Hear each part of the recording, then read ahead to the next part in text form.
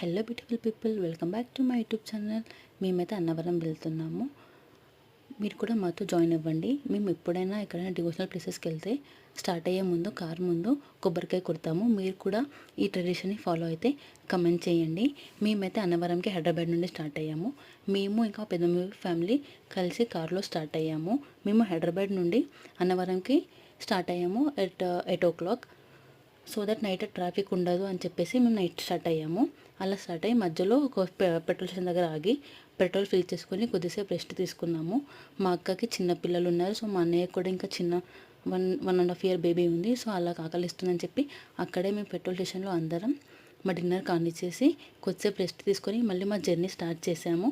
అలా journey start చేసి మేము హైదరాబాద్ నుండి అన్నవరం అయితే నెక్స్ట్ డే మార్నింగ్ అరౌండ్ 5 o'clockకి రీచ్ అయిపోయాము. Please stay tuned for more Annavaram vlogs. Please do like